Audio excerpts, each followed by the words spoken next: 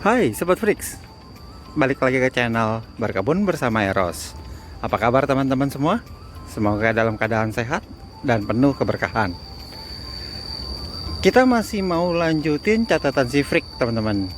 Dan kembali lagi kita lakukan itu di kebun penelitian. Jadi kemarin kebun penelitian itu terserang kumbang pucuk. Dan gak lama kemudian kita terserang juga dengan si jamur lagi nih teman-teman. Akhirnya kita lakukan penyemprotan fungisida, yaitu antrakol sebanyak 3 gram per liter air. Kita lihat hasilnya seperti apa. Nah, hasilnya udah mulai normal lagi teman-teman. Sekedar catatan juga buat teman-teman semua, kondisi kebun penelitian dalam waktu beberapa hari kemarin itu hujan tanpa henti. Jadi hampir bisa dibilang persentasenya tuh 60% sampai 70%-nya kena air hujan. Hari ini hari Jumat tanggal 24 Februari. Nah, itu kondisinya hujan terus-terusan merata dari pagi. Mungkin teman-teman yang di Jakarta juga alamin hal yang sama. Jadi hari ini kita tidak bisa melakukan pemupukan ataupun penyemprotan pupuk juga ke daun. Yang bisa kita lakukan sekarang adalah perapihan aja.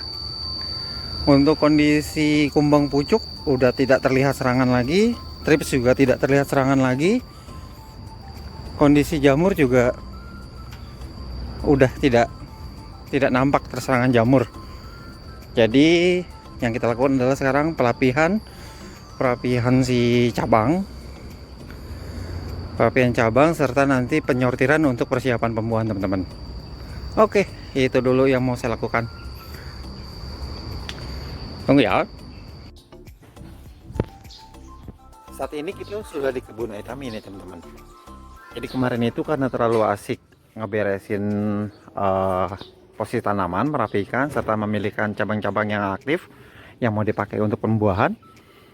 Ternyata kesorean, akhirnya nggak bisa bikin konten lanjutan di sana. Nah, kita akhirnya bahas tentang pemberian fungisida itu di sini aja nih. Ini kebetulan ada tanaman yang lagi kena ini nih, kena antraknosa kemarin itu. Ini ada buktinya. Jadi ini juga udah diperlakukan pemberian fungisida teman-teman, di pemberian antrakol. Dan ini mulai normal kembali. Jadi teman-teman perlu tahu, tanaman yang sudah selamat dari antraknosa itu pucukannya itu udah mulai aktif teman-teman, dan dia nggak layu, nggak kering. Nah, kalau dia masih ada antraknosa, biasanya pucukan ini akan kering, akan jadi layu. Itu patokan utamanya kalau untuk antraknosa. Nah, lantas pemberian antraknosa itu atau pemberian fungisida itu bagaimana caranya? Karena masih banyak teman-teman yang nanya nih, baiknya diberikan itu pagi atau sore hari. Kalau menurut saya, fungisida itu kan ada dua, ada yang kontak dan juga ada yang sistemik. Jadi kalau untuk pemberian yang kontak, teman-teman bisa berikan itu pagi atau sore hari. Tapi kalau teman-teman mau memberikan pagi, teman-teman wajib ya melakukan penyiraman dulu di medianya. Itu karena apa? Karena begitu teman-teman memberikan rangsangan basahan pada daun, biasanya tanaman itu akan terangsang untuk melakukan penguapan teman-teman, menguapkan cairan keluar. Kalau di akar itu nggak ada air, maka terjadi adalah layu, lemas, dan bahkan bisa cenderung untuk terjadi terbakar daunnya. Jadi keseringan yang terbakar daunnya kemungkinan besar ya itu lupa diberikan air di akarnya ya. Itu kemudian kalau untuk pemberian fungisida sistemik, baiknya adalah kita lakukan di pagi hari. Karena apa? Tujuannya sistemik itu agar segera terserap dan terangsang oleh si tanaman melalui daun. Jadi yang kita harapkan adalah proses itu bekerja berbarengan atau bersamaan dengan proses fotosintesa. Jadi itu juga sama, wajib dibasahi dulu si area akarnya agar cadangan airnya aman buat si tanaman. Ya, udah jelas kan? Nah, kalau untuk pemberiannya, Saya berikan antrakol itu sebanyak 3 gram per liter air. Sebenarnya dosisnya itu bisa diturunkan kalau memang udah teman-teman melakukan ritmenya berkala ya. Jadi dosis-dosis awal memang agak besar, tapi nanti dosis-dosis perawatan itu turun jadi 1,5. Nah, kalau dibandingkan dengan penggunaan GH atau kita biaya, kalau kita hitung perincian biaya GH dengan perbandingan pemberian fungisida, saya rasa masih lebih murah kita menggunakan fungisida untuk itu. Karena apa? Karena penggunaan naungan atau kita yang sebagian orang bilang GH ya sederhana, itu pun tetap memerlukan fungisida untuk disemprotkan. Jadi menanam anggur nggak perlu kita menggunakan naungan sih sebenarnya. Itu teman-teman. Yang penting teman-teman rajin segera menetralisir kalau seandainya ada serangan jamur dari lingkungan. Seperti tempat saya ini kan banyak nih bibit-bibit jamur tuh, spora jamur dari lingkungan tuh, dari pohon-pohon lain gitu. Oke, itu aja bahasan kita tentang fungisida dan pemberiannya. Nah, untuk perlakuannya, kalau saya sih memberikan 2 minggu pertama itu sebanyak 3 kali per minggu. Jadi saya semprotkan si antrakol ini setiap bibit yang baru datang atau tanaman yang terkena antraknosa itu saya lakukan sama, seminggu 3 kali, Senin, Rabu, Jumat antrakol pada minggu pertama, minggu kedua masih sama. Nah, pada minggu ketiga di awal minggu saya pakainya masih pakai antrakol, tapi di hari Jumatnya saya pakainya mulai yang sistemik. Teman-teman bisa pakai apapun itu, cuman kalau saya pakainya Amistar Top. Nah, itu untuk minggu ketiga.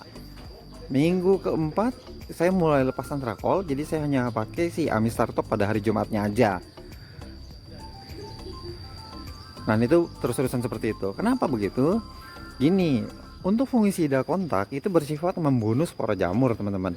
Tapi kalau sistemik itu sebenarnya bukan dipakai untuk menangani, tapi melainkan untuk pencegahan. Jadi teman-teman jangan salah nih. Penggunaan fungisida sistemik itu baiknya adalah untuk pencegahan terkena jamur melalui dari dalam jaringan tanaman. Nah, kalau pohon udah kondisinya kena serangan, kemampuan dia untuk menyerap terlebih dahulu itu udah menurun jauh. Jadi efek dari obat jamurnya akan sangat kecil. Makanya sih lebih baik teman-teman itu gunakan fungisida kontak dulu untuk membasmi si jamur dan sporanya. Baru kemudian ketika pohonnya udah agak sehat seperti ini, baru kita mainkan yang sistemiknya. Oke, itu aja dulu. Oh iya, satu lagi tambahannya. Pemberian fungisida itu bisa diberikan bersamaan dengan pemberian insektisida, teman-teman. Jadi kalau misalnya teman-teman mau melakukan 1 kali penyemprotan aja biar nggak capek, boleh dicampur dengan pemberian insektisida. Ya, dosisnya tergantung terhadap varian yang teman-teman pakai, varian insektisida yang kalian pakai. Tapi dosis terhadap si fungisidanya itu tetap sama. Kalau saya tetap sama, pakainya 3 gram per liter air. Oke, itu dulu teman-teman. Sampai jumpa lagi di catatan si Freak yang berikutnya. Sampai jumpa.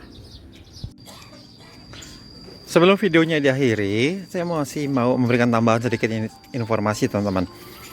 Jadi, untuk tanaman yang terkena antraknosa dan ketika baru diberikan penanganan antrakol, itu banyak daun yang pada rusak sebenarnya. Pasti ada banyak daun yang gosong-gosong karena antraknosanya. Nah, daun-daun yang gosong tersebut bisa teman-teman buang. Tapi daun-daun yang masih ada hijaunya seperti ini, walaupun kondisinya rusak, seperti ini nih. Nah, ini udah mulai kering. Jadi seperti ini bisa tetap dipertahankan dulu sementara, teman-teman. Tujuannya agar nanti si tanaman ini tetap bisa berfotosintesa dengan baik, walaupun memang dia mengandung spora jamur. Namun kita kan sedang memberikan obat yang mematikan jamurnya. itu teman-teman. Tujuannya ya memang itu agar bisa bertahan, tetap melakukan fotosintesa sambil menunggu daun-daun baru tuh untuk bermunculan lagi. Kalau kita langsung buangin semua, kondisi si tanaman kita itu sebenarnya sedang kekurangan nutrisi dan kekurangan energi atau glukosa. Karena sebelumnya daun-daunnya ini kan terganggu sama si jamur nih, dan sebagian besar glukosa diambil sama jamur.